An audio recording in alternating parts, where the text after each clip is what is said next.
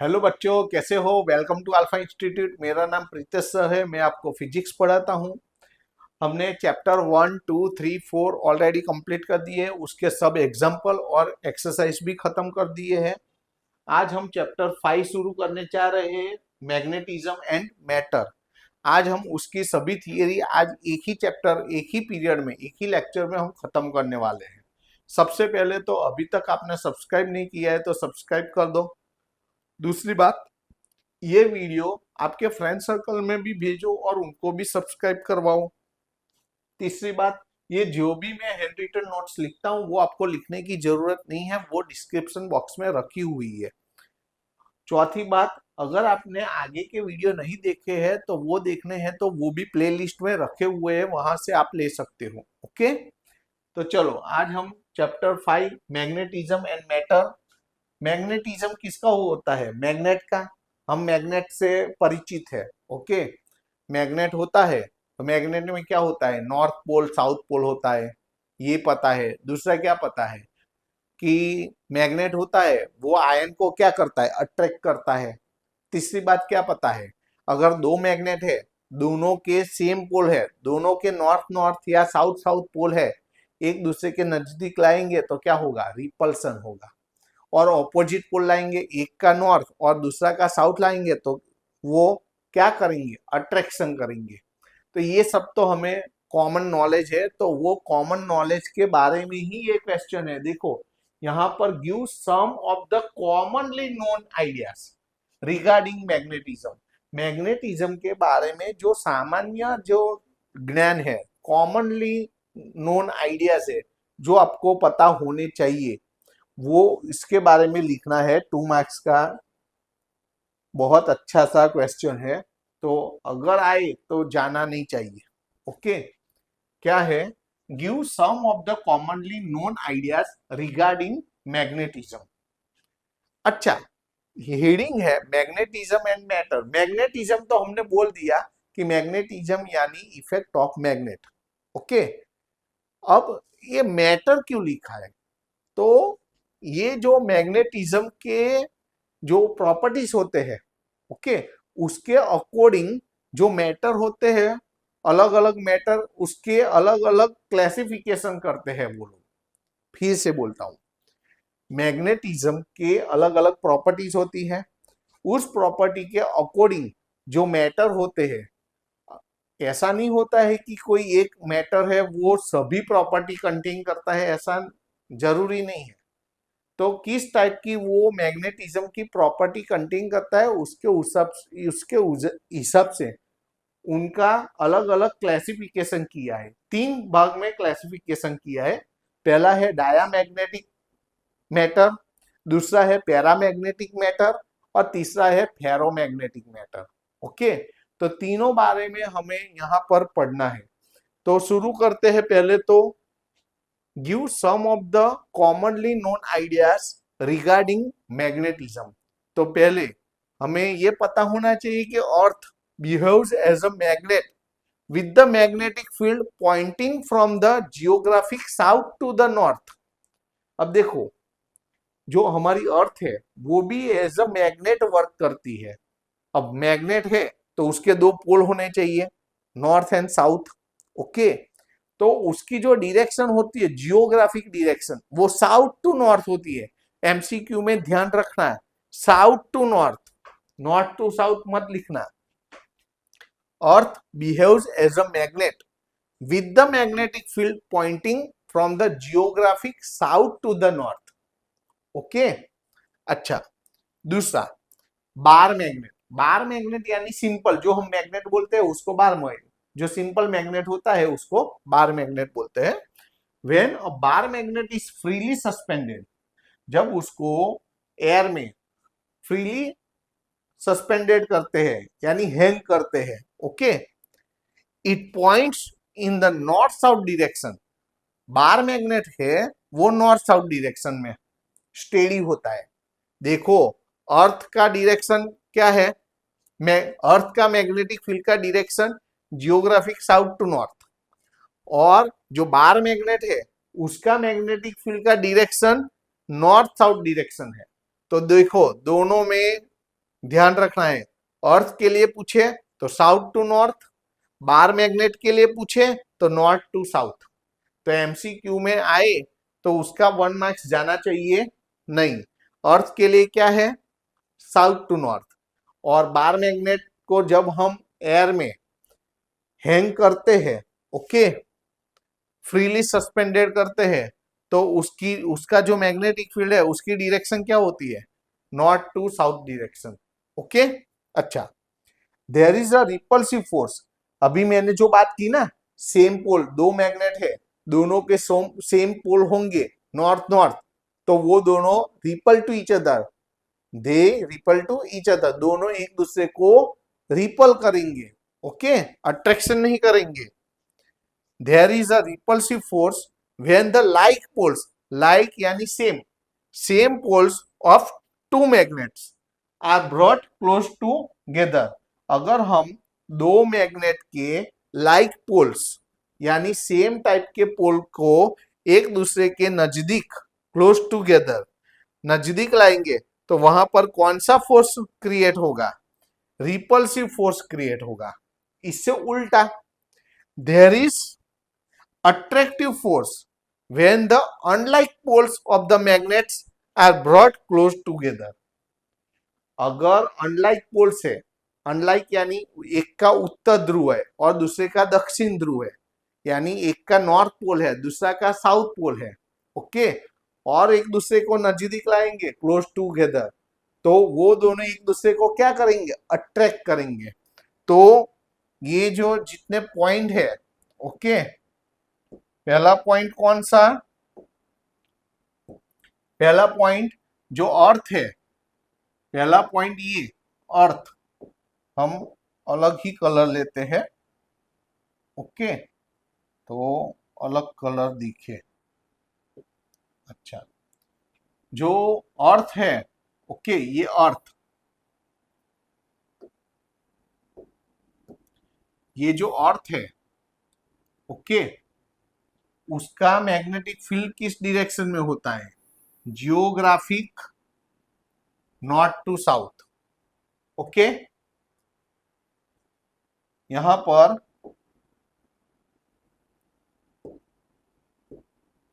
अलग कलर लेते हैं, चलो। बार मैग्नेट है, अगर वो बार मैग्नेट है तो उसका डायरेक्शन क्या होगा, नॉर्थ टू साउथ डायरेक्शन होगा, ओके। रिपल्सिव फोर्स कब मिलेगा, इसके लिए भी हम अलग कलर लेते हैं। यहां पर हम ये वाला ले लेते हैं, रिपल्सिव फोर्स। तो रिपल्सिव फोर्स,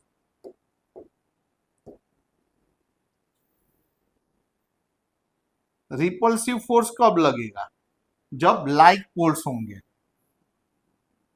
ओके। और अट्रैक्टिव फोर्स कब होगा, जब अनलाइक पोल्स होंगे।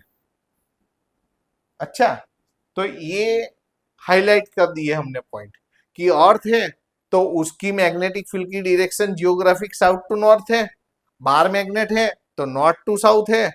रिपल्सिव फोर्स कब लगेगा, जब लाइक पोल्स होंगे। अट्रैक्टिव फोर्स कब होगा, जब अनलाइक पोल्स होंगे, ओके। अच्छा, उसके बाद अभी कंटिन्यू है हमारा, ओके। उसके बाद देखते हैं, देखो, we can not isolate the north pole and south pole of a magnet. जो मैग्नेट होता है उसका नॉर्थ पोल और साउथ पोल को हम डिफरेंट नहीं कर सकते, अलग नहीं कर सकते। ऐसा कोई मैग्नेट हो ही नहीं सकता कि जिसमें अकेला नॉर्थ पोल हो या अकेला साउथ पोल हो। अगर वो मैग्नेट है तो उसमें नॉर्थ और साउथ पोल दोनों होंगे होंगे और होंगे। तो यहां पर ऐसा पॉसिबल ही नहीं है। We can't isolate, isolate, we can't isolate,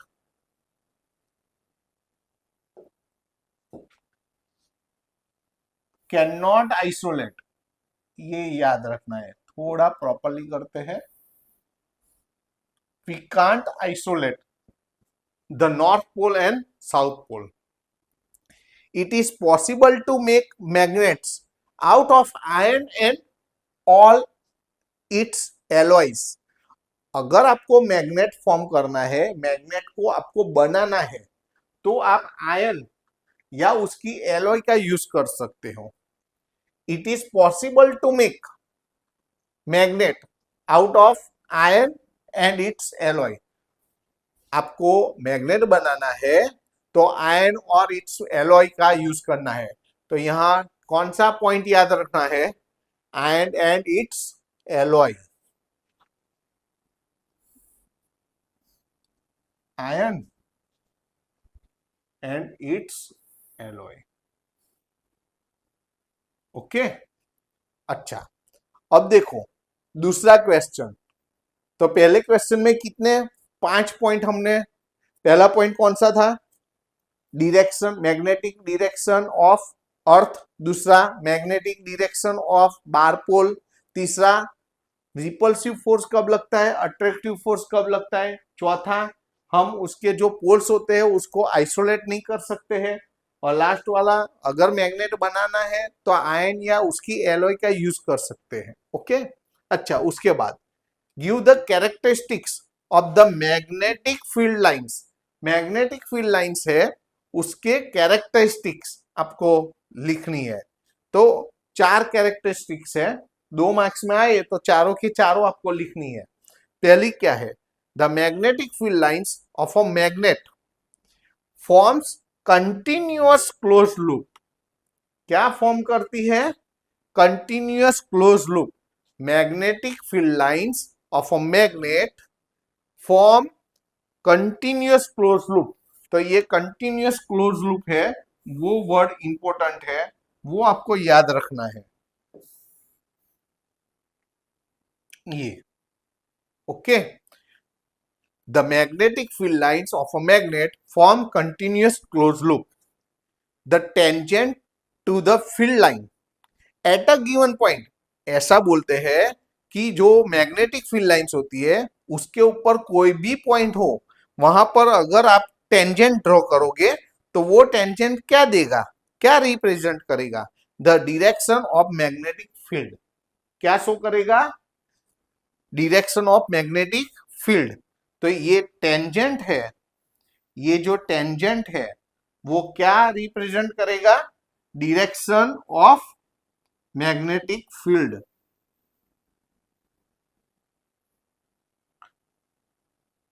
direction of magnetic field. तो इतना इतना टॉपिक देखो, दो दो टॉपिक हमने यहां पर किए। पहला क्या है? Magnetic field lines of a magnet form continuous close loop. और दूसरा कि उस जो मैग्नेटिक फील्ड लाइन है उसके ऊपर कोई भी पॉइंट पर हम जो टेंजेंट ड्रॉ करते हैं तो वो टेंजेंट क्या रिप्रेजेंट करता है? तो direction of magnetic field lines.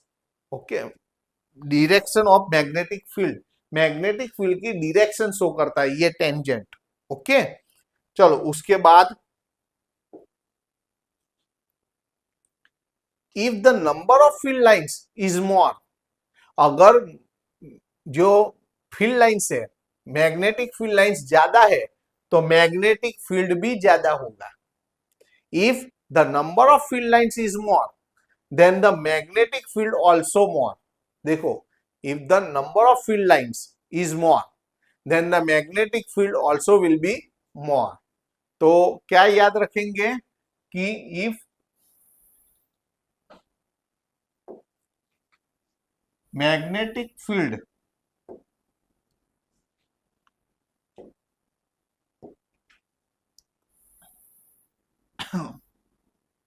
magnetic field lines is more then magnetic field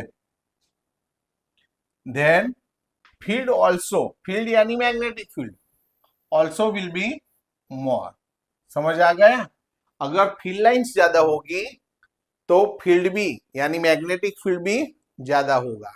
उसके बाद the magnetic field lines do not intersect. Yes, ये वाला जो पॉइंट है ना वो इंपॉर्टेंट है। डू नॉट इंटरसेक्ट, थोड़ा प्रॉपर्ली करते हैं। Yes, do not intersect the magnetic field lines do not intersect if they did, suppose मान लो कि वो एक दूसरे को इंटरसेक्ट करती है तो क्या होगा, the direction of the magnetic field would not be unique, अगर वो ऐसा करता है तो जो उसकी डायरेक्शन यूनिक होनी चाहिए वो यूनिक नहीं रहती है, दो अलग अलग डायरेक्शन दिखाएगी और एक साथ में दो डायरेक्शन पॉसिबल नहीं है, तो they do not intersect, if they did then would not be, direction would not be unique. बस ये पॉइंट ही इसमें यही याद रखो, डू नॉट इंटरसेक्ट। अगर इंटरसेक्ट करेंगे, अगर मान लो कि इंटरसेक्ट किया तो जो इंटरसेक्शन पॉइंट है वहां पर आपको कितनी डायरेक्शन मिलेगी, दो, और एक साथ में दो डायरेक्शन एक जगह पर कभी भी हो सकती नहीं है। तो ये 4 पॉइंट है, आपको चारों के चारों लिखने हैं, हर एक के हाफ मार्क्स यानी 2 मार्क्स का क्वेश्चन है। ओके, अच्छा उसके बाद वाला क्वेश्चन लेते हैं।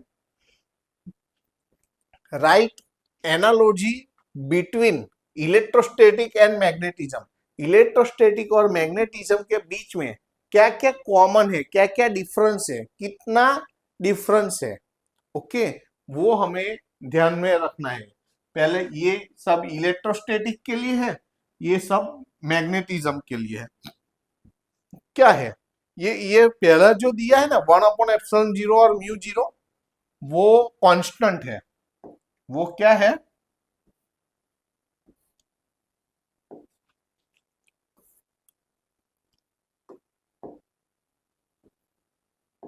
कांस्टेंट।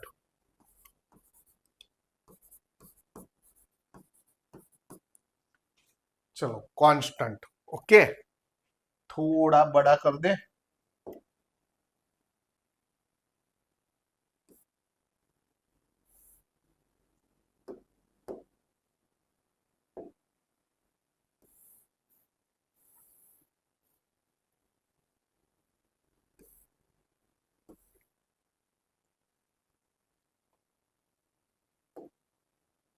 अच्छा चलो, कांस्टेंट, तो जो इलेक्ट्रोस्टैटिक है उसमें कांस्टेंट क्या है 1/ε0, और मैग्नेटिज्म में कांस्टेंट क्या है μ0। ये एप्सिलॉन क्या है, एप्सिलॉन यानी परमिटिविटी, और जीरो यानी फॉर वैक्यूम परमिटिविटी, और यहाँ μ0 यानी permeability for vacuum. Okay, dipole moment, electrostatic में डायपोल मोमेंट को वेक्टर पी, उन लोगों ने बोल्ट लेटर लिखा है, बोल्ट यानी वो घटा लेटर लिखा है ना, घटा यानी बोल्ट लेटर, तो हम तो बोल्ट लेटर नहीं, हम तो घुटने थोड़े जाएंगे, तो हम उसको ऊपर वेक्टर ड्रॉ करेंगे, ओके, तीर का निशान करेंगे। तो यहाँ पर P और यहाँ पर M, ये इलेक्ट्रिक डायपोल मोमेंट है, ये मैग्नेटिक डायपोल मोमेंट है, okay. Equatorial field for a short dipole, अगर कोई डायपोल है उसके इक्वेटोरियल पर, इक्वेटोरियल यानी परपेंडिकुलर बाइसेक्टर, मिड पॉइंट में परपेंडिकुलर ड्रॉ करो तो इसको इक्वेटर बोलते हैं, उसके ऊपर कोई पॉइंट है वहां पर हमें मैग्नेटिक फील्ड फाइंड करना है। तो इसके लिए इलेक्ट्रोस्टैटिक में ये फॉर्मूला है, मैग्नेटिज्म में ये फॉर्मूला है, दोनों में फर्क क्या है देखो, दोनों में यहां पर P है तो यहां पर M है, यहां पर 1/ε0 है, देखो ऊपर 1/ε0 की जगह क्या लिखना है, ये दो ही का ये दोनों का चेंज किया है, P की जगह M, तो देखो P की जगह M लिख दिया, और 1/ε0 की जगह μ0 लिखना है, तो नीचे 4πr³ हो गया। अब axial field for a short dipole, axial में क्या है यही फॉर्मूला है, लेकिन 2 टाइम कर देना है, आगे 2 लगा देना है, यहां भी देखो, और नेगेटिव निकल जाएगा, ये जो इक्वेटोरियल है उसके लिए आगे माइनस है, यहाँ एक्सियल पॉइंट है तो प्लस कर देना है और आगे 2 मल्टीप्लाई कर देना है। एक्सटर्नल फील्ड के लिए टॉर्क लिखो, इलेक्ट्रोस्टैटिक में टॉर्क की फॉर्मूला P×E है, और यहाँ P की जगह M, E की जगह B, ये इलेक्ट्रिक फील्ड है, ये मैग्नेटिक फील्ड है, ये इलेक्ट्रिक डायपोल है, ये मैग्नेटिक डायपोल है, और यहाँ पर पोटेंशियल एनर्जी पोटेंशियल एनर्जी की formula minus P dot E, यहां माइनस एम डॉट बी, ये बी है, यहां पर ये बी लिखा है।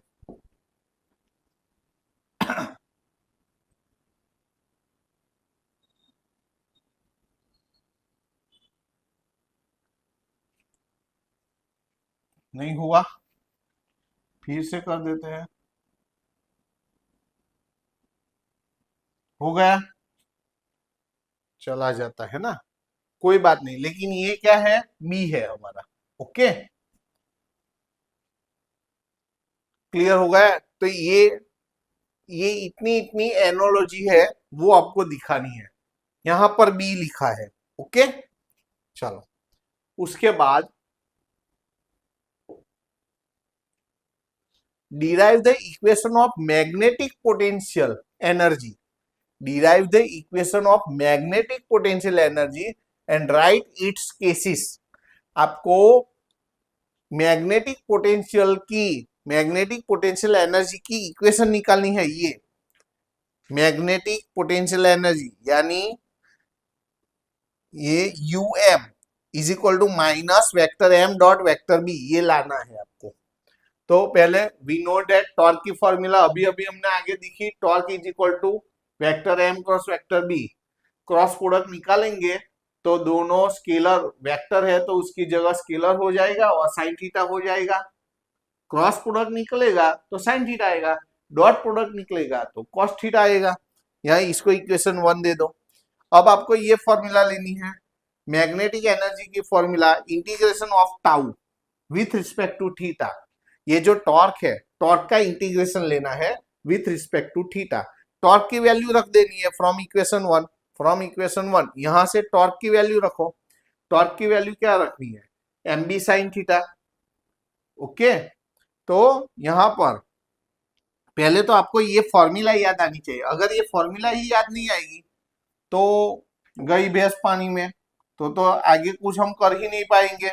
ओके, तो सबसे पहले तो आपको ये याद आना चाहिए, ये फॉर्मूला। ओके, अच्छा, यहां पर टॉर्क की वैल्यू रख दो M B sine theta. M B को बाहर निकाल दो, देखो एम बी को बाहर निकाल दिया, इंटीग्रेशन में साइन थीटा डी थीटा रहा। अब साइन थीटा का इंटीग्रेशन ये आपको याद रखना है, साइन थीटा का इंटीग्रेशन माइनस कॉस थीटा होता है। क्या होता है, साइन थीटा का इंटीग्रेशन माइनस कॉस थीटा। तो यहां पर माइनस आगे लिख दिया और इसकी जगह कॉस थीटा लिख दिया। अब कॉस थीटा निकालेंगे तो डॉट आ जाएगा, डॉट प्रोडक्ट निकालोगे तो कॉस थीटा आएगा, कॉस थीटा निकालोगे तो डॉट प्रोडक्ट आएगा।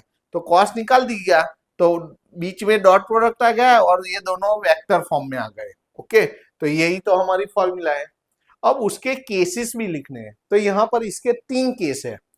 थीटा 0 हो तो एनर्जी कितनी होगी, थीटा 90 हो तो एनर्जी कितनी होगी, और थीटा 180 हो तो मैग्नेटिक एनर्जी कितनी होगी।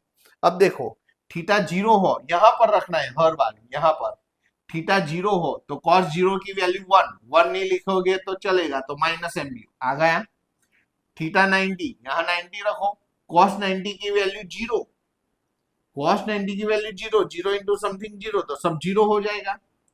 अब 180, यहाँ पर 180 रखो, कॉस 180 की वैल्यू -1, देखो कॉस 180 की वैल्यू -1, ये माइनस और ये माइनस प्लस हो जाएगा, प्लस एम बी।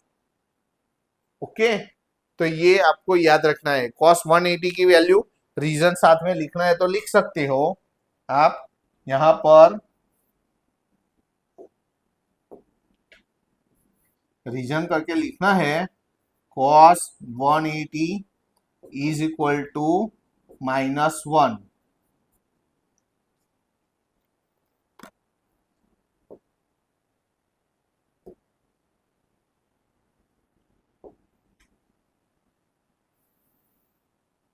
लिख देते हैं फिर से, रीजन कॉस 180 प्रॉपरली लिखते हैं,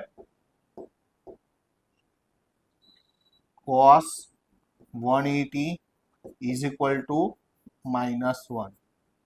ओके, ये भी इंपॉर्टेंट थियरी है, इसको हम आईएमपी लिखते हैं।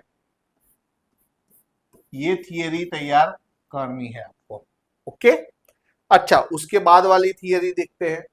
देखो यहां पर right and explain Gauss law for magnetic field. हमने फर्स्ट चैप्टर में भी गाउस लॉ पढ़ा है, वो इलेक्ट्रोस्टैटिक के लिए था, लेकिन यहां पर लिखा है फॉर मैग्नेटिक फील्ड। अगर ऐसा पीछे नहीं लिखा है फॉर मैग्नेटिक फील्ड, तो हमें वो पहला वाला जो इलेक्ट्रोस्टैटिक वाला है वो उसमें ऐसा लिखना है, ऐसा जरूरी नहीं है, लेकिन ये वाला आएगा तो यहाँ पर डेफिनेटली वो लोग लिखेंगे। ओके, तो यहाँ पर गाउस थियरम, तो गाउस थियरम का स्टेटमेंट क्या है? The magnetic flux through any close surface is zero. कोई भी क्लोज सरफेस है उसमें से पास होता हुआ टोटल फ्लक्स कितना होगा? जीरो। क्यों जीरो हो जाता है? जितनी मैग्नेटिक फील्ड लाइंस अंदर जाएगी उतनी ही बाहर निकल जाती है, वहां पर स्टोर तो होती नहीं है, तो टोटल फ्लक्स क्या बोलते हैं? Zero. The magnetic flux through any close surface is zero. उसके बाद स्टेटमेंट लिखना है, उसके बाद आपको ये फिगर लेनी है। फिगर में क्या है? ये पहले तो ये जो क्लोज लूप लिया है ना उसको हम एस बोलेंगे, ये हमारा एस है। ओके, उसमें एक छोटा एरिया एलिमेंट लिया है उसको हम डेल्टा एस बोलेंगे। उसके ऊपर यहां पर जो डेल्टा एस के लिए जो मैग्नेटिक फील्ड है वो बी है, तो यही लिखना है। According to the figure let close surface S, हमने एक क्लोज सरफेस एस लिया है। One small area element is delta S, vector delta S एक स्मॉल एरिया एलिमेंट हमें कंसीडर करना है, and magnetic field associated with it is vector B. उसके साथ जो मैग्नेटिक फील्ड है वो वेक्टर बी है। Magnetic flux of small area element will be delta phi B is equal to vector B dot vector delta S. ये formula है। जैसे हम फर्स्ट चैप्टर में vector E dot vector delta S लिखते थे ना first chapter में, delta phi, वहां पर delta phi is equal to क्या लिखते थे? बी की जगह ई लिखते थे, vector E dot vector delta S. यहां पर ई इलेक्ट्रिक फील्ड की जगह मैग्नेटिक फील्ड लिखना है, delta phi B is equal to vector B dot vector delta S. अब देखो ये जो मिला ना फ्लक्स, ये तो ये छोटा सा जो एरिया एलिमेंट है ना स्मॉल एरिया एलिमेंट उसके लिए, हमें तो पूरा क्लोज सरफेस के लिए चाहिए। तो क्या करते हैं? The total magnetic flux for vector S, तो जितने ऐसे छोटे छोटे एरिया एलिमेंट के जो डेल्टा फाई बी है ना वो सब क्या करना है? सिग्मा, सिग्मा यानी क्या है? स्केलर सम, इंटीग्रेशन यानी वेक्टर सम, और इसको क्या बोलते हैं? एल्जीब्रिक सम। स्केलर सम बोलो या एल्जीब्रिक सम बोलो। अच्छा, इसकी वैल्यू रखनी है। डेल्टा फाई बी अभी जो हमने आगे ली थी वो vector B dot vector delta S, dot product निकालो, तो डॉट निकालोगे तो कॉस आएगा, और ऑलवेज जो बी होता है ना वो सरफेस के साथ परपेंडिकुलर होता है, तो दोनों के बीच का एंगल 90 होगा, तो कॉस 90। अब हमें पता है कॉस 90 की वैल्यू क्या होती है? जीरो। तो कॉस 90 की वैल्यू जीरो, तो ये सब क्या हो जाएगा? जीरो। तो हो गया total flux of close loop, any close loop will be zero. कोई भी क्लोज लूप होगा उसका फ्लक्स क्या होगा? जीरो होगा। ओके, अच्छा उसके बाद वाली थियरी लेते हैं। डिफाइन मैग्नेटिज्म, मैग्नेटिज्म को हम वेक्टर कैपिटल एम से इंडिकेट करते हैं।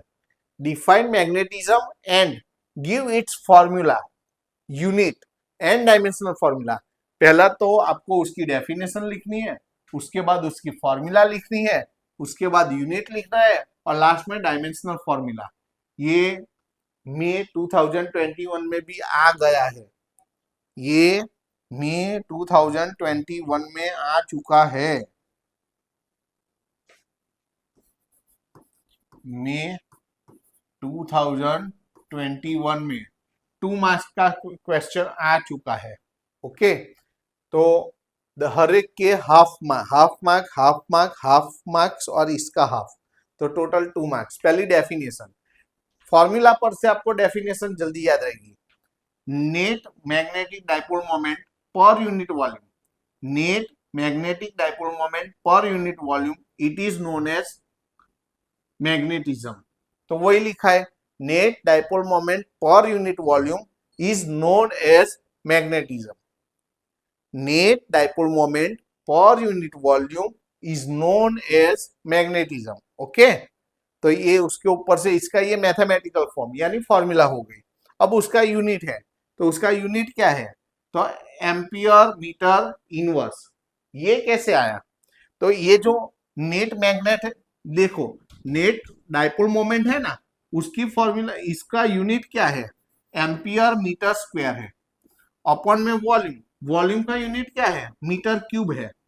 तो टू टाइम जाएगा, वन टाइम बचा, वो ऊपर आएगा, तो एम्पियर मीटर इनवर्स दो हो गया। डाइपोल मोमेंट का यूनिट एम्पियर मीटर स्क्वायर है, वॉल्यूम का यूनिट मीटर क्यूब है, दो बार चला गया, एक बार बाकी रहा, वो ऊपर आएगा, तो एम्पियर मीटर इनवर्स इसका यूनिट होगा।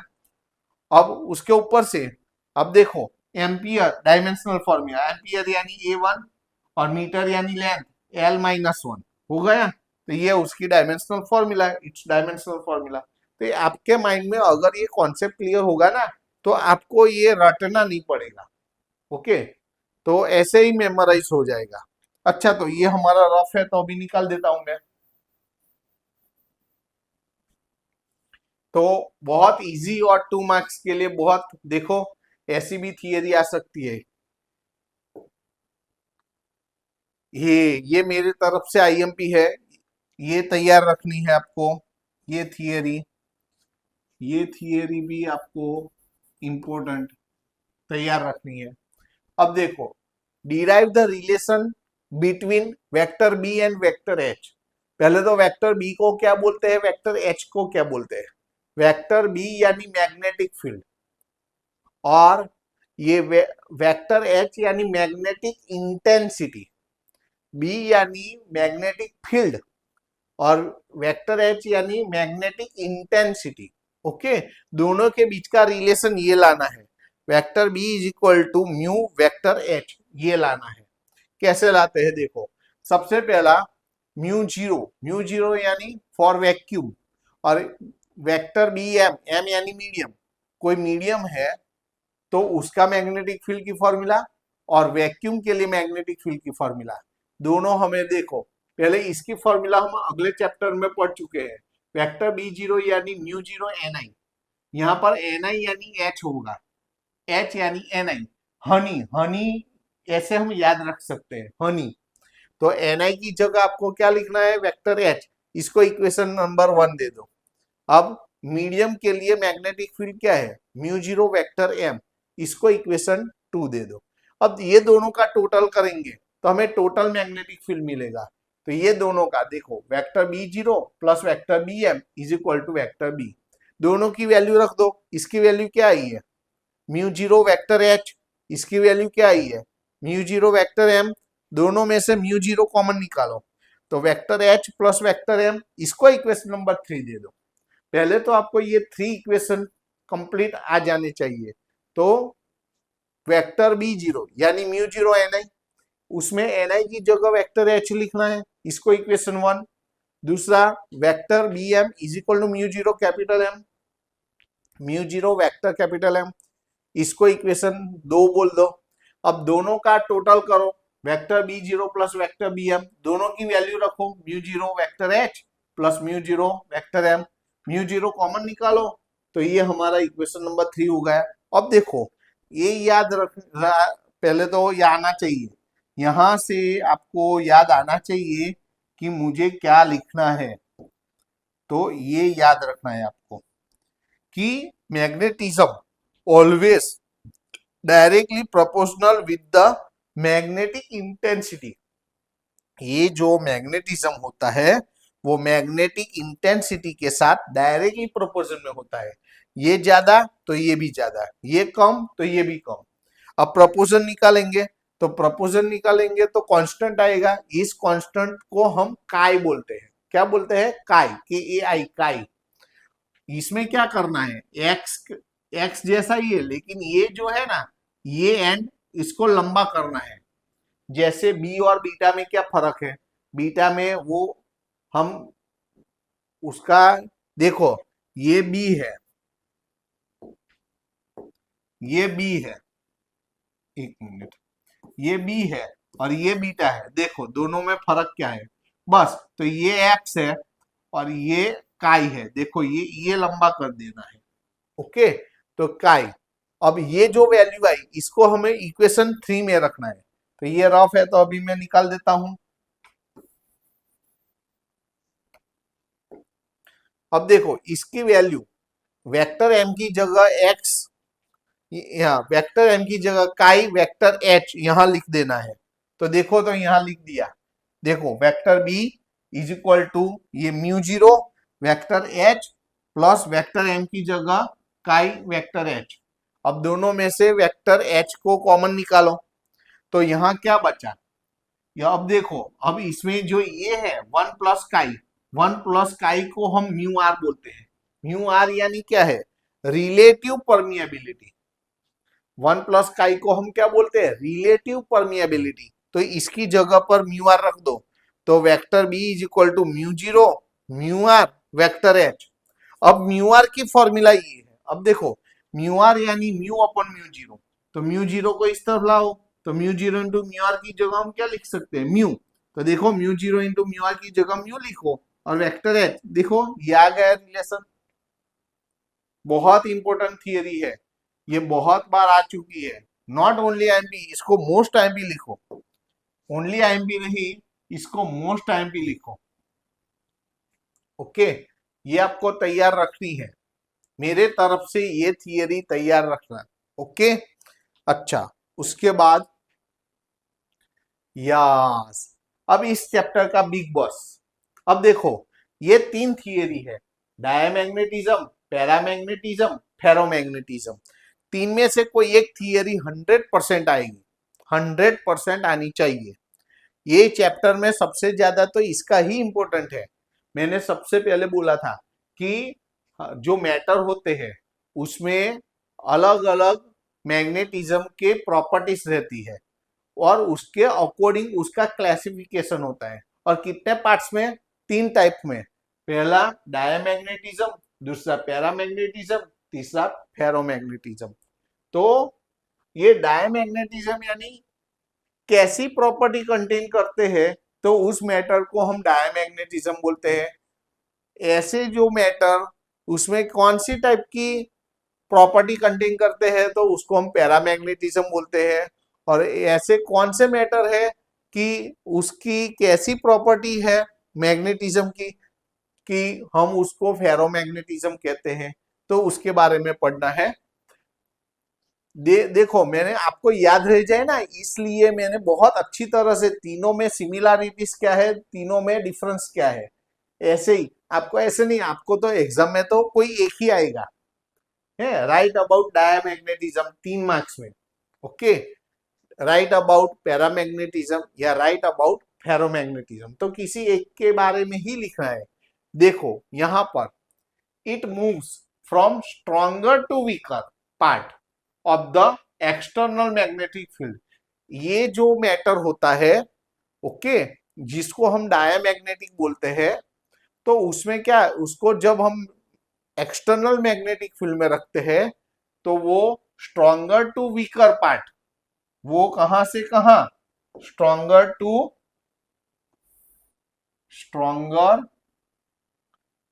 To weaker part. ओके, लेकिन पैरामैग्नेटिज्म में वीकर टू स्ट्रॉन्गर पार्ट है।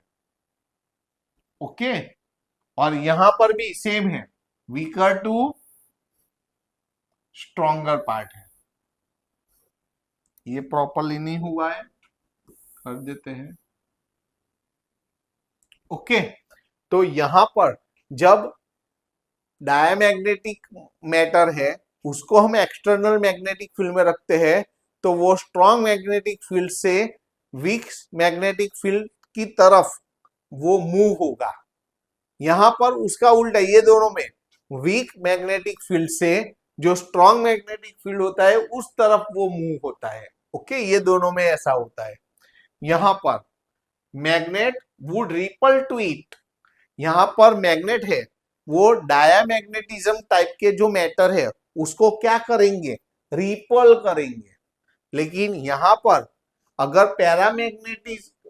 पैरामैग्नेटिज्म टाइप के मैटर है तो वो मैग्नेट उसको क्या करेगा, स्लाइटली अट्रैक्ट करेगा। और फेरोमैग्नेटिज्म टाइप के मैटर है तो यहां पर मैग्नेट उसको स्ट्रांगली अट्रैक्ट करेगा। ओके, अच्छा, तो यहां पर देखो, यहां पर रिपल करता है, यहां पर वीकली अट्रैक्ट करता है और यहां पर स्ट्रांगली अट्रैक्ट करता है। तो ये आपको ध्यान रखना है। ओके, अच्छा, उसके बाद यहां पर देखो फिगर, यहां पर क्या होता है कि मैग्नेटिक फील्ड लाइंस है, ये डायमैग्नेटिक मैटर है। ओके, ये क्या है, डायमैग्नेटिक मैटर है। ये जो रेक्टेंगल है वो डायमैग्नेटिक मैटर है, ये पैरामैग्नेटिक मैटर है और ये फेरोमैग्नेटिक मैटर है। और ये जो है वो मैग्नेटिक फील्ड लाइंस है। यहाँ पर मैग्नेटिक फील्ड लाइंस एक दूसरे से रिपल होती है और सब बाहर से निकल जाती है। जो बाहर से निकल जाती है उसको मीजनर इफेक्ट बोलते हैं। कौन सी इफेक्ट बोलते हैं, मीजनर इफेक्ट। तो यहाँ पर सब बाहर से निकल जाती है, यहाँ पर थोड़ी थोड़ी अंदर से जाती है और यहाँ पर तो बहुत सारी अंदर से जाती है। तो वही लिखना है नीचे, almost field lines are gone from outside, यहाँ some field lines are gone from inside और so many field lines are gone from inside. Okay, तो ऐसी फिगर लिख के आपको इसके बारे में नीचे दर्शाना है। तो टोटल हमने 3 पॉइंट किए, तीनों में ये याद रह गया आपको। पहले वो जब हम एक्सटर्नल मैग्नेटिक फील्ड में रखते हैं तो किस तरफ से किस तरफ मूव होता है। अगर वो डायमैग्नेटिज्म है तो स्ट्रॉन्गर टू वीकर पार्ट, अगर वो पैरामैग्नेटिज्म या फेरोमैग्नेटिज्म है तो from weaker to stronger part. अगर डायमैग्नेटिज्म है तो मैग्नेट उसको रिपल करेगा। यहां पर पैरामैग्नेटिज्म मैटर है तो मैग्नेट उसको वीकली अट्रैक्ट करेगा, और फेरोमैग्नेटिज्म है तो मैग्नेट उसको स्ट्रांगली अट्रैक्ट करेगा। अगर डायमैग्नेटिज्म मैटर है तो यहाँ पर मैग्नेटिक फील्ड लाइन एक दूसरे को रिपल करेगी और सब बाहर से चली जाएगी। ओके, यहाँ आउटसाइड, गॉन फ्रॉम आउटसाइड। यहाँ सम फील्ड लाइंस, थोड़ी थोड़ी जो फील्ड लाइंस है वो अंदर से पास होती है, सम फील्ड लाइंस। और यहाँ पर तो कई सारी, so many field lines are gone from inside. तो ऐसे हम बोल सकते हैं कि यहाँ पर जो डेंसिटी है, फील्ड लाइंस डेंसिटी, वो वेरी वेरी वेरी लेस होती है।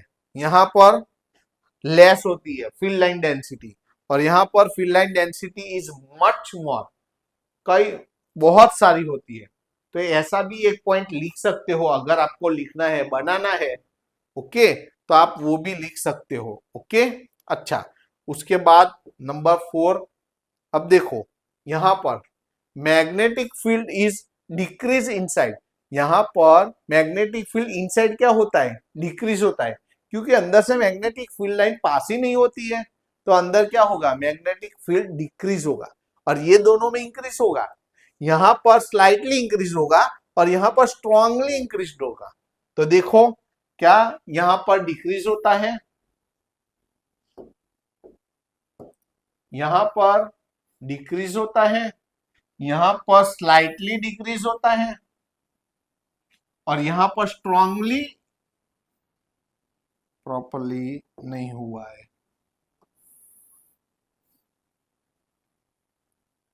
यहां पर डिक्रीज होता है, ये दोनों में इंक्रीज होता है, यहां पर स्लाइटली इंक्रीज होता है। और अगर फेरोमैग्नेटिज्म मैटर है तो स्ट्रांगली इंक्रीज होता है इनसाइड। इनसाइड ये दोनों में इनसाइड, सभी में इनसाइड ही है। यहां पर इनसाइड मैग्नेटिक फील्ड डिक्रीज होगा, यहां पर inside magnetic field slightly increase होगा, यहां पर magnetic field inside strongly increase होगा। ये सब एग्जांपल है। देखो, अब देखो एमसीक्यू में भी आ सकता है। अब बहुत सारे हैं तो याद प्रॉपरली, ये आपको याद रखना है। कॉपर, पीवी यानी lead, silicon, nitrogen at STP, standard temperature and pressure. जब टेम्परेचर एंड प्रेशर स्टैंडर्ड होता है तब nitrogen as a diamagnetism work करता है, हर टेम्परेचर पर नहीं। ओके, हर टेम्परेचर और हर प्रेशर पर नहीं, जब वो एसटीपी पर होता है तभी। H2O, NaCl, सोडियम क्लोराइड, ये सब ये डायमैग्नेटिज्म के एग्जाम्पल है। कौन कौन से? Copper, lead, silicon, nitrogen at STP, H2O, NaCl etcetera. ऐसे ही पैरामैग्नेटिज्म, पैरामैग्नेटिज्म के एग्जाम्पल कौन कौन से हैं? Aluminium, sodium, calcium, copper chloride, oxygen at STP. जैसे यहाँ पर नाइट्रोजन एट एसटीपी है, यहाँ पर oxygen at STP are the examples of it. ये पैरामैग्नेटिज्म के हुए। अब फेरोमैग्नेटिज्म, तो ferrous, cobalt, nickel, gadolinium, dysprosium, Fe2O3, ferrous oxide, ये सब कौन कौन से? फेरस या आयन भी बोल सकते हो, cobalt, nickel, gadolinium, डाइप्रोसियम, ferrous oxide, ये सब फेरोमैग्नेटिक के एग्जाम्पल है। ओके, तो ये जो एग्जाम्पल है वो मिक्स ना हो जाए, वो आपको याद रखना है। एग्जाम्पल के लिए आपको लिख लिख के तैयार, ये सब तो याद रह जाएगा, बहुत इजी है। ये भी हार्ड नहीं है, लेकिन याद वो मिक्स हो जाते हैं, इसके यहाँ पर आ जाएंगे, इसके यहाँ पर आ जाएंगे, तो वो आपको थोड़ा प्रॉपरली तैयार करना पड़ेगा। ओके, ये उसकी और क्या प्रॉपर्टी है? जो डायमैग्नेटिज्म है वो ऑर्बिटल एंगुलर मोमेंटम कंटेन करता है। It possess orbital angular momentum. जबकि यहां पर पैरामैग्नेटिज्म में क्या होता है? परमानेंट डाइपोल मोमेंट होती है, और यहां पर डाइपोल मोमेंट होती, परमानेंट के लिए नहीं, लेकिन डाइपोल मोमेंट होती है। यहां पर ऑर्बिटल एंगुलर मोमेंटम है और यहां दोनों डाइपोल मोमेंट है। ये अलग है, ऑर्बिटल एंगुलर मोमेंटम है। Okay, orbital angular moment, not momentum. Moment लिखो, हम मोमेंट लिखेंगे।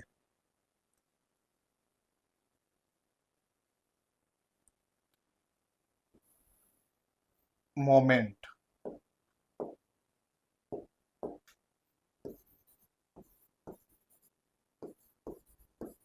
Moment, it possess orbital angular moment. Okay, यहां पर परमानेंट डाइपोल मोमेंट और यहां पर डाइपोल मोमेंट। यहां net magnetic moment is zero, यहां पर नेट मैग्नेटिक मोमेंट जीरो होता है, यहां मैग्नेटिज्म जीरो होता है, और यहां पर net magnetization of domains is zero. Domains क्या है? उसका एक special properly well maintain structure होता है उसमें। किसमें? फेरोमैग्नेटिक, जो फेरोमैग्नेटिज्म टाइप के जो ऑब्जेक्ट होते हैं, मैटर होते हैं, उसमें स्पेशल कंस्ट्रक्शन, स्पेशल स्ट्रक्चर होता है। उस स्ट्रक्चर को हम डोमेन बोलते हैं, और उसके एक डोमेन में 10⁻11 एटम होते हैं एक डोमेन में, और उसकी थिकनेस 1 मिलीमीटर होती है। कितनी होती है? 1 मिलीमीटर। और उसमें कितने एटम होते हैं? 10⁻11। तो ये एमसीक्यू में भी आ सकता है। तो यहां पर क्या जीरो है? नेट मैग्नेटिक मोमेंट, यहां पर नेट मैग्नेटिज्म, और यहां पर net magnetization of domain is zero. Okay, तो किसमें क्या जीरो है वो आपको याद रखना है। ओके, तो यहां पर एंगुलर मोमेंट है, यहां पर परमानेंट डाइपोल मोमेंट है, यहां पर डाइपोल मोमेंट है, यहां पर नेट मैग्नेटिक मोमेंट जीरो है, यहां पर नेट मैग्नेटिज्म जीरो है, और यहां पर net magnetization of domains is zero है। ये काई है, काई यानी मैग्नेटिक ससेप्टिबिलिटी। काई को क्या बोलते हैं हम? Magnetic susceptibility. उसकी वैल्यू -1 या उससे भी लेस हो, सॉरी -1 या उससे ज्यादा काई की वैल्यू, अगर ये डायामैग्नेटिज्म टाइप के मैटर है तो उसमें काई की वैल्यू -1 या उससे ज्यादा होगी। यहाँ पर अगर वो पैरामैग्नेटिज्म है तो उसकी वैल्यू 0 से ज्यादा यानी पॉजिटिव होंगी। यहाँ अगर फेरोमैग्नेटिक टाइप के जो सब्सटेंस है तो उसमें काई की वैल्यू 1 से कई सारी ज्यादा वैल्यू होगी। ग्रेटर ग्रेटर देन 1, 1 से बहुत गुना ज्यादा, बहुत ज्यादा, 1 से बहुत ज्यादा नंबर। ये जो इसकी जो वैल्यू होती है ना, वो नियर टू 1 नहीं होती है, 1 से बहुत बड़ा नंबर होता है। ओके, अच्छा, तो ये तीनों में याद रखना है। अब देखो, जैसे इसमें मिक्स हो जाता है ना, वैसे ही ये भी ध्यान रखना है, ये भी मिक्स हो जाए ना, ऐसा है। लेकिन मैं उसका एक ट्रिक बताता हूं कि यहां पर जैसे काई ग्रेटर ग्रेटर देन 1 है ना, ऐसे ही उसके बाद देखो यहां भी mu R greater greater than 1, यहां भी ग्रेटर ग्रेटर। तो ये जो फेरोमैग्नेटिज्म होता है ना, उसमें 2 बार ग्रेटर ग्रेटर आता है, इस सब में ऐसा नहीं है। तो ये वाला तो आपको इजीली याद रह जाएगा। देखो, इसमें ग्रेटर ग्रेटर देन काई के लिए, उसके बाद यहाँ क्या है, म्यू आर यानी रिलेटिव परमिएबिलिटी। म्यू आर का मतलब क्या है, रिलेटिव परमिएबिलिटी, वो भी ग्रेटर ग्रेटर देन 1। और यहां पर mu greater greater then mu 0, mu यानी परमिएबिलिटी ऑफ मीडियम, और म्यू 0 यानी परमिएबिलिटी ऑफ वैक्यूम। तो जो मीडियम की परमिएबिलिटी है वो कंपेयर टू वैक्यूम बहुत सारी होती है। ओके, वैसे यहाँ डबल ग्रेटर देन है, यहाँ पर सिंगल ग्रेटर देन है, और यहाँ पर तो लेस देन है, mu R less than mu 0। यहाँ देखो, यहाँ म्यू आर 0 या 0 से बड़ा होता है, यहाँ म्यू आर 1 से बड़ा होता है, और यहाँ म्यू आर की वैल्यू 1 से तो कई ज्यादा होती है।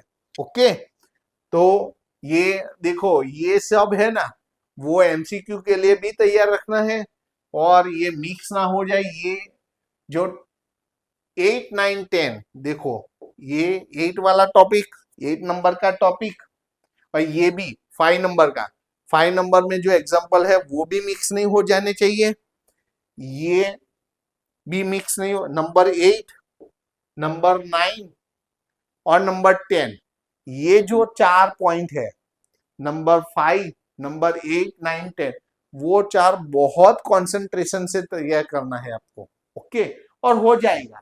ये आज तो आपने पहली बार देखा है ना, तो ऐसा हाँ, 1-2 बार आपको लिखना पड़ेगा। ओके, और लास्ट वाला point, it contains Mizner effect. Mizner effect यानी जो मैंने बोला था ना कि सभी फील्ड लाइंस कहां से चली जाती है, बाहर से। ये देखो, सभी मैग्नेटिक फील्ड लाइंस बाहर से चली जाती है, तो जो बाहर से चली जाती है ना, उस इफेक्ट को हम मिजनर इफेक्ट बोलते हैं। क्या बोलते हैं, मिजनर इफेक्ट।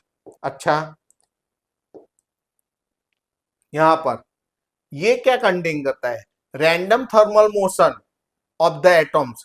अगर वो पैरामैग्नेटिक मटेरियल है तो उसमें थर्मल, यहाँ रैंडम थर्मल मोशन होती है उसके एटम्स की। और यहाँ पर डोमेन कंटेन, ये तो मैंने बोल दिया है, डोमेन, डोमेन यानी स्पेशल स्ट्रक्चर है उसका फेरोमैग्नेटिज्म में।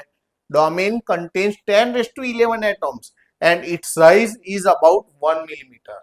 उसकी जो थिकनेस होती है, साइज यानी उसकी थिकनेस, वो 1 मिलीमीटर साइज की होती है। ओके, तो ये सब हमारी आज थियरी, बस इतना ही है, चैप्टर छोटा सा है। देखो 1 आवर में तो हमने पूरी सब थियरी ले ली इस चैप्टर में, इससे बाहर की थियरी आने वाली नहीं है आपको।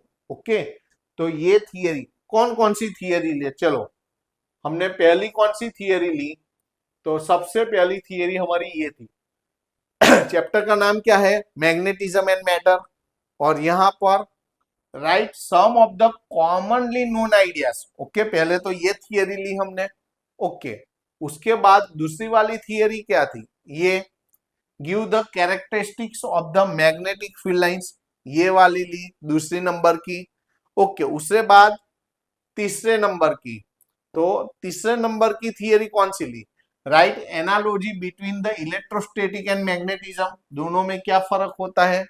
के चौथा नंबर की थियरी, फोर्थ नंबर की theory, derive the equation of the magnetic potential energy and right it's cases, ये नंबर 4 वाली थियरी। 1 2 3 4 4 थियरी हुई हमारी। ओके, उसके बाद पांचवा नंबर की theory Gauss law for magnetic field, ये पांचवा नंबर की थियरी हुई। छठा नंबर की थियरी तो define magnetism, okay, give its formula, its unit and it's dimensional formula, तो ये 6 नंबर की थियरी हुई।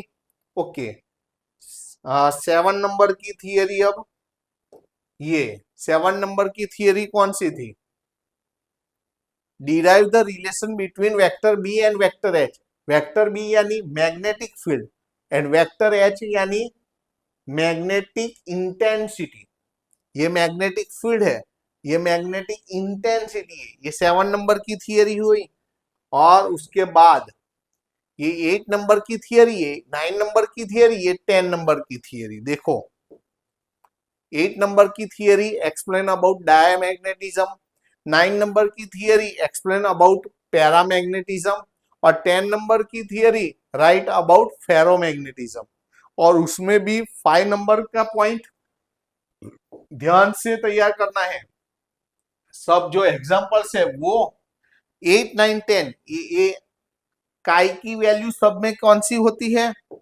उसके बाद रिलेटिव परमिएबिलिटी की वैल्यू कैसी होती है, और कंपैरिजन रिलेटिव परमिएबिलिटी और म्यू जीरो, तो उसके बीच का जो रिलेशन है वो भी आपको प्रॉपरली तैयार करना है। यहाँ पर रिलेटिव परमिएबिलिटी ये परमिएबिलिटी फॉर वैक्यूम, म्यू यानी permeability for medium, permeability of medium greater than mu zero यानी परमिएबिलिटी ऑफ वैक्यूम। ओके, तो और ये भी एमसीक्यू में आता है। डोमेन क्या कंटेन करता है, 10⁻11 एटम्स, और उसकी साइज क्या होती है 1 मिलीमीटर। इसमें क्या कंटेन करता है, उसके जो एटम्स होते हैं वो रैंडम थर्मल मोशन कंटेन करता है। और ये इसमें मीजनर इफेक्ट यानी सब जो मैग्नेटिक फील्ड लाइंस है वो मटेरियल के बाहर से चली जाती है। ओके, तो टोटल हमने 10 थियरीज की आज कितनी की 10 थियरीज, और 10 के 10 इसमें से ही थियरी आपको आने वाली है। ओके, अच्छा, तो सबसे पहले मैंने आगे जैसे बोला कि ये जो भी मेरी हैंड रिटन नोट्स है वो आपको लिखने की जरूरत नहीं है, वो डिस्क्रिप्शन बॉक्स में रखी हुई है। आगे के वीडियो नहीं देखे हैं तो वो भी प्ले लिस्ट में रखे हुए हैं। और सबसे पहली तो बात, अभी तक आपने सब्सक्राइब नहीं किया है तो सब्सक्राइब कर दो। ओके, और ये जो वीडियो है आपके जो फ्रेंड सर्कल है उसमें भेजो और उनको भी सब्सक्राइब करवाओ। ओके, तो अब ये हो गया। अब नेक्स्ट लेक्चर में हम एक्सरसाइज के सम्स करेंगे। ओके, टोटल 9 सम्स हैं। कितने सम्स हैं 9, वो भी 1 आवर में कंप्लीट हो जाएगा। तो नेक्स्ट लेक्चर में हम एक्सरसाइज के सम्स लेंगे, ये चैप्टर नंबर 5 के। ओके, चलो नेक्स्ट लेक्चर में मिलते हैं। Tata bye, see you.